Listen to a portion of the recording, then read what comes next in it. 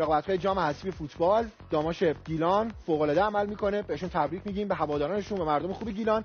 مقابل ماشین‌سازی تبریز تیم لیگ برتری تونست پیروز بشه. هوادار داریم روی خط ارتباطی برنامه، دو تا هوادار می‌خوایم باشون صحبت کنیم در مورد تیم‌هاشون، اسمشون رو ببینیم و باشون سلام علیکی داشته باشیم. حسین فلا طرفدار ماشین‌سازی تبریز و سالار حق پرست طرفدار داماش گیلان. از سالار شروع می‌کنم. سالار سلام، شبت بخیر، خیلی ممنونم که دعوت ما رو پذیرفتی.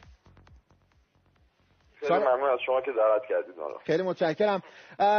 خیلی دوست دارم که باهات صحبت کنم. سالار تصویرت هم داریم می‌بینیم، بینندگانم می‌بینن، جوون و پر انرژی هستی و معلومه که تیمت هم خیلی دوست داری. در مورد داماش گیلانیان رقیبا رو پشت سر گذاشته و مرحله بعد صعود کرده، خودت فکر می‌کردی تیم داماش اینقدر خوب باشه توی جام حذفی؟ والا داماش گیلان این فصل هدف اصلیش صعود به دسته یکه، ولی همیشه ما چه امسال چه در تاریخ باشگاهمون همیشه هیچ وقت جلوی تیم‌های بزرگ چه تیم‌های همسطحمون دنبال بازی نبودیم، فقط بازی بگذره. دنبال همیشه جنگیدیم، همیشه خواستیم شخصیت تیممون رو ثابت کنیم، با اینکه اولویت امسال صعود به دسته یک بود، ولی نمی‌خواستیم واسه هیچ تیمی حتی تیم‌های لیگ برتری زنگ تفریح باشیم. و بازیامون هم گرمون جوری بود که 5 تا بازی 4 تا خارج خونه بود.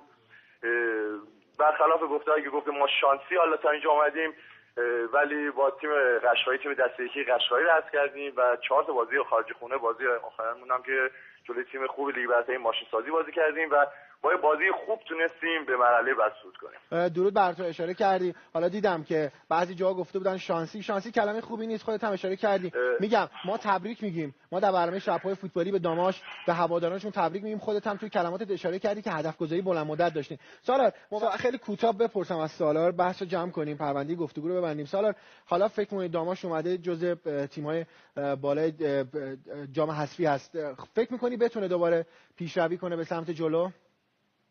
بله خب ما میگم نمی‌دیم که راحت جام حذفی رو ترک کنیم. مطمئن باشید در مرحله بعد اصلا کار به قرعه نداریم، جلوی هر تیمی باشه، هر تیمی تو رشت رو به چالش میکشیم.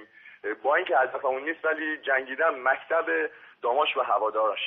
با دست خالی جنگیدیم تا اینجا بالا آمدیم. مطمئن باشید بازی بعدم ما تا همینجا از بازیکنامون راضی هستیم، ولی مطمئن باشه هر تیمی تو رشت بازی داشته باشه بازی آسونی نخواهد داشت، چه در مقابل تیم داماش در زمین، چه در مقابل هواداره و به ویژه جایگاه تیفوسیا روی سکوهای رشت. درود بر تو.